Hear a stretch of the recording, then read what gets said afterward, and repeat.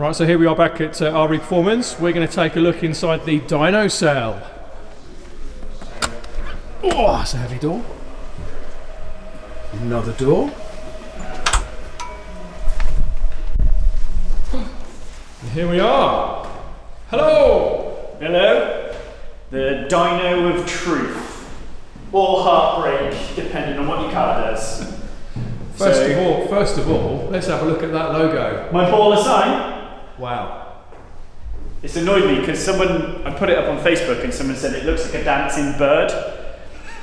Like doing that. What, the feathered variety? Yeah. Not the pole stripping variety. I don't think we're allowed to say that anymore anyway. No, and now all I see is a dancing bird.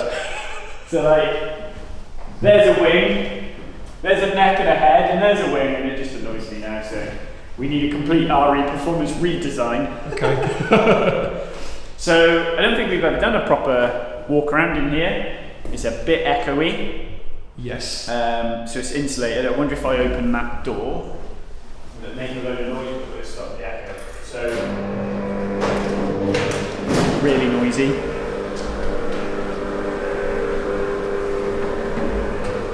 Nice shutter. Yeah, insulated shutter. So roller door. So it's nice. Most expensive door I've ever bought.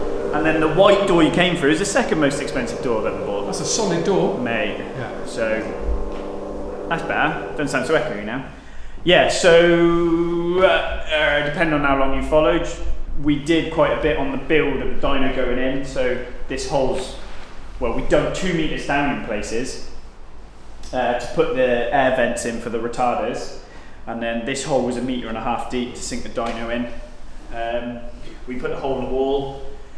So that is the outer wall of the building, and then we've skinned it and then double skinned it with soundproof board. This wall closest to us with the telly on is a stud wall we built, and then the next wall is Jordan's Bay. So Jordan's Bay was built, and we reskinned that wall with MoTeC, and we reskinned this, or we built this wall with MoTeC. So that's 150mm thick plus 2 15mm soundboards each side, and on the outside then it's got like this soundproof bloody high density foam that they use in studios. So if you look at the window, you can see how thick it is. That's a 15mm pane of glass. I think it's 180mm air gap and then a 15mm pane of glass. So my friend who designs studios told me that's the best thing they do in music studios when they do windows, rather than buy these. Christ, we were looking at like 10 grand for a soundproof window. It's ridiculous. So yeah, dyno sat on the floor, moves back and forth. So the front roller set fixed, and then the back roller set moves back and forwards. So you can drive straight in, everything points forward. Then we got 15 kilowatt rotary fan on the front with this little fireplace surround. Because what we were finding was if you like run with the door open or run without the surround around the fan, you kind of lose your airflow efficiency. So we shut those 2 doors, and then all the airflow through the cell comes through there, and then we get everything sucked out at the top. So we don't run separate exhaust extraction. We use kickers behind the car that we aim the exhaust at, and they hit the kickers, and they're like vert ramps, and they kick the airflow up, and then it just gets sucked straight out. So the guys in the workshop don't hear anything, but if you stood outside, you all hear the exhaust note out there. So that's like the noisiest part of the cell. Big fancy screen that we like to put silly things on. I don't know why it won't turn on, it's broke. My broken big fancy screen. So when you sat in the car, you can obviously have your dyno screen up rather than constantly be looking sideways. So for example, we'd be looking at, this was an M4 we did today for Ram. So that'd be up on a big screen in front. So we've done some development work with them guys today. There we go. So we can be in the car looking at what's going on. I've normally got a laptop on my lap anyway, and I team viewer into my dyno computer, so I haven't got to keep getting in and out and in and out. So that's easy enough to do. I don't even know what Laying on my telly. What is this? Mate, welcome to Samsung Plus. Turn it back off. Yeah, that's the dyno stack. This is the control. I don't get involved in this stuff. What does all the thinking? And then that is the weather station. That's our input-output column, and then that measures humidity, air temp in the cell. And then we're in the middle of making it talk to a data logger we've got, so we can boost AFR, but I'm trying to get CAN bus across as well, so we can do some. We've got Plex combustion analysis. I'm going to fall on me roller, mate. We've got Plex combustion analysis sensor, so it's part of the spark plug, and you put it in the engine, and you can tell what the combustion pressure is doing. So I think that will help with our engine development program on the R8s and the Lamborghinis. And the McLarens, we're starting to move on to those. So I'm in the middle of building my own engine. We've managed to get everything. I think we've done some bits on that. Yeah. So this is a MAHA MSR 500 four-wheel drive. It is not mechanically linked, but it's driven. It's electrically driven. It's got motors front and rear. So it's twin retarder rear and a single retarder front. So I think it's rated for like 1600 horsepower, but it is what it is. It does the job for us. So we literally drive in, shut the door, strap it down. We use these Halfon rails, so we've got adjustable rails. The eyelets that you see just with like anchor bolts into the floor, I don't like the idea of those. So the rail is sunk on pins, and then they slide back and forth. So we slide them out of the way at the rear so you can drive out. Just here, and then we've obviously got a toolbox full of straps. So we use ratchet straps at the front, we use chains at the rear, and then toolbox I can live in. So coolant, oil, rags, brake cleaner, extension leads, leaf blowers, additional fans if you've got a weird car that needs additional cooling. My GoPro mount, bad boy. That's why in all my dyno videos you see a purple strip at the bottom, and that's the edge of the drawer, just to try and get the angle. And then other little bits and pieces. So Plex knock monitor, my APR tuning module because we're APR dealer. Network and Ethernet switches, because sometimes if I'm doing a car on like MoTeC, we can plug into the network ports all around the room. That's the plug sockets, and then I can be sat up in the office plugged into the car so we can start calibration. Voltmeter, it's always handy to have in here. What else have I got? Network leads, USB leads. I think that's it's empty.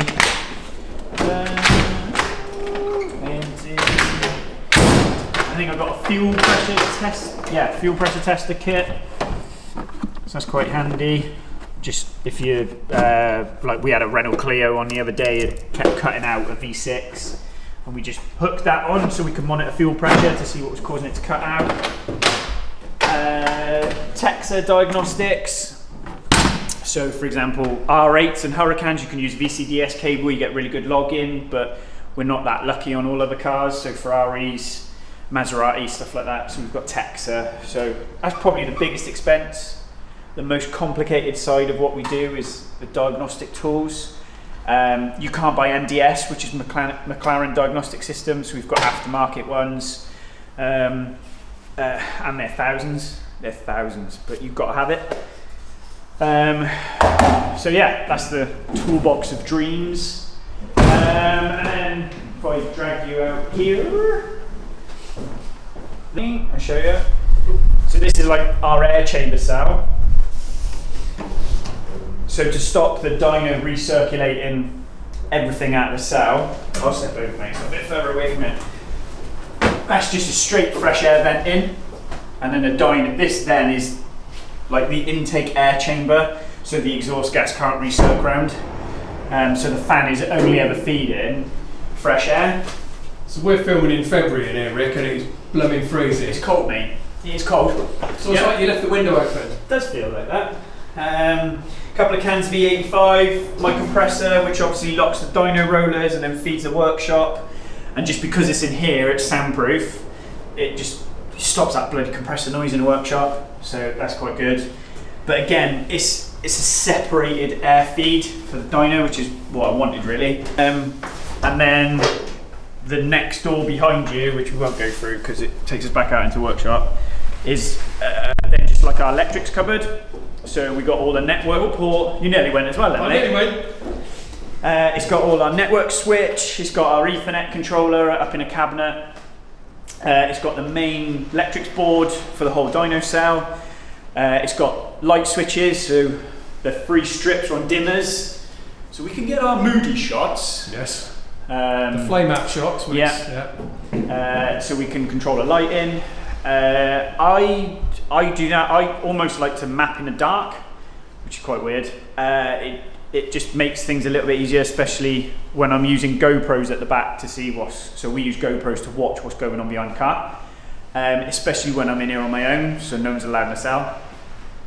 So it's good that we can control the light. It's a dull paint as well, so we don't get a lot of flare on the walls. Like, it was white before, and I kind of struggled with that. I didn't like it, so we went to a grey. And then the main controller then, so we've got RF controller to turn the fans on and off.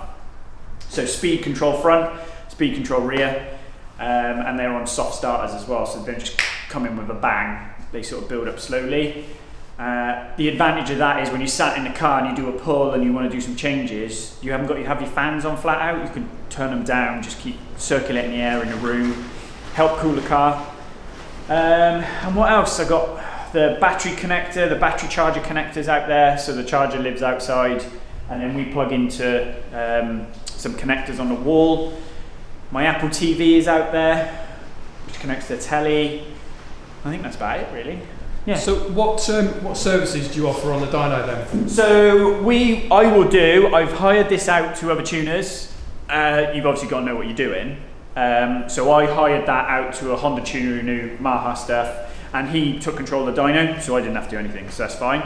I've got to hire it out to a guy with an M2 who wants to tune his own car, but he wants me to drive a dyno, so that's fine.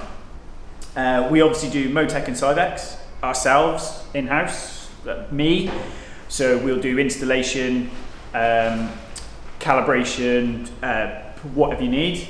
We do APR stuff, we do our own stuff, our own stage 1, stage 2 remaps, we've got the tooling to do that. You can do power runs if you want to come and do a power run, that's fine. And then we can hire it out, or we will use it as part of our diagnosis process as well. So if we've got a misfire, or it's getting to the point now, especially where a lot of the cars we work on, to put a car under high load, if a customer's complaining of like a high load misfire, you're losing your license. You're just putting too much risk to other road users, yourself, the client's car, your license, my image. How many times have we seen garages get caught out for dicking around in clients' cars? Yep. So it takes 20 minutes to strap a car down. Do you know what I mean? It just makes sense to do it. So yes, it is an important tool for us. I didn't realise how important it would be when I got it. I just thought, oh yeah, it'd be good for mapping.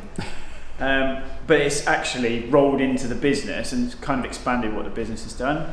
The only bit surprised of is the dyno videos never go mental, do they? Like, They don't seem to. Yeah. I don't know why. Maybe we're doing something wrong. If anybody's got any ideas, what would you want to see on the dyno? I think the Cosy got more love than that flaming Aventador. Yeah. But maybe that's the key. Maybe we're doing the wrong cars, mate. Old Fords. Maybe we need to do a Yaris. Yes. But So, yeah. yeah, it is a good. When I decided to get it, I wanted to build the cell like I used to have at Audi. We had a. It wasn't an MSR. It was an LPS, but the cell was out of this world. It was something else. What would I change? If I was going to build another one, I would probably double up on the extraction fans. On the bigger stuff we do, I can just overwhelm it. I can just overwhelm the fan, especially on a long pull. On a really long pull, you jump out of the car, you can just smell fumes. So I would probably double up the exit fans. I wouldn't have grey tops. I'd have darker tops, as in metalwork on the dyno, and a tiled floor. That is about it. Other than that, it's come out real nice. Yeah, and everybody I speak to who's been in here was impressed with the cell. Yeah. I think that speaks for itself. Yeah, it just pisses me off how dirty it gets. Like, really bothers me how dirty it gets. So we get someone in here now. I've got I've got a cleaner that comes in every Monday, cleans a dyno after we've gone home. So that is an hour, an RS3 with centre. It's got like a low exit because it's high power RS3, and it does that. But you get this, like the cell is clean, and this goes to show why you shouldn't have people in your cell. You jump out of the car, the cell's clean, but look, you can see where obviously we've started to clean the walls.